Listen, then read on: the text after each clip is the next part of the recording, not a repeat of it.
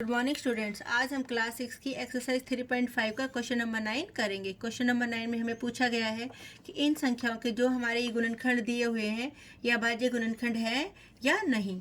24 के गुणनखंड दिए हुए हमें 2 गुना 3 गुना 4, तो यह अभाज्य गुणनखंड नहीं है क्योंकि जो इसमें 4 आया है ये हमारा भाज्य है।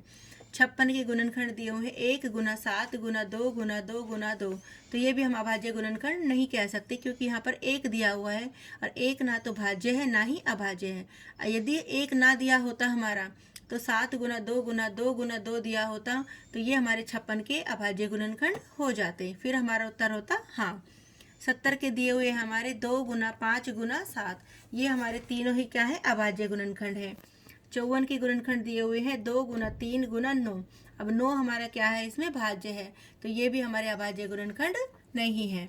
क्वेश्चन 10 में पूछा गया है कि बिना भाग किए बताओ कि 25,110 संख्या 45 से विभाज्य है या नहीं।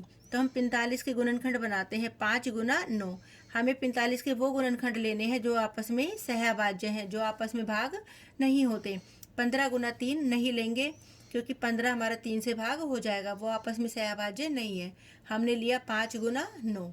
अब हम ये देखेंगे कि 25,110 यदि 5 और 9 दोनों से विभाजित हो जाती है तो ये संख्या हमारी 45 से भी भाग हो जाएगी। तो हमने 25,110 पहले 5 से चेक की। 5 के लिए हमने पता है कि यदि आखिरी में यदि हमारा इकाई का अंक 0 है तो वह संख्या 5 से भाग हो जाएगी, तो 25,110 संख्या हमारी 5 से भाग हो जाएगी। और 9 के लिए हम क्या चेक करते हैं, अंकों का जोड़। तो अंकों के जोड़ के लिए 2 और 5 7, 7 और 1 8, 8 और 1 9 और 9 में 0 जोड़ा 9, तो इसके अंकों का जोड़ इस संख्या का हमारा कितना आ रहा है 9।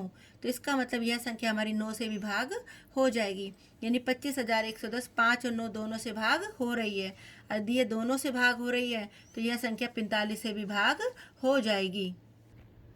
क्वेश्चन नंबर 11 है एक संख्या 18 हमारी 2 और 3 दोनों से भाग हो रही है। 18 2 के पहाड़े में भी आता है और 3 के। यह 2 गुना 3 6 से भी विभाजित हो रही है, 6 के पहाड़े में भी 18 आता है। इसी प्रकार एक संख्या 4 और 6 दोनों से भाग हो रही है, तो क्या वह संख्या 4 गुना 6 यानी हमारी 24 से भी भाग हो जाएगी या नहीं।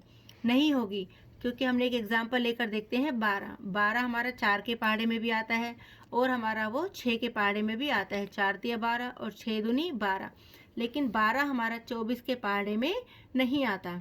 तो हमारे आंसर में हमने यही लिखा है नहीं, क्योंकि 12 ऐसा हमने एग्जाम्पल चूज किया है जो 4 और 6 दोनों से भाग हो रहा है, लेकिन वो 24 से भाग नहीं हो रहा। 12वें क्वेश्चन में कहा गया है मैं 4 भिन्न भिन्न अभाज्य गुणनखंडों वाली सबसे छोटी संख्या हूँ, क्या आप मुझे ज्ञात कर सकते हैं।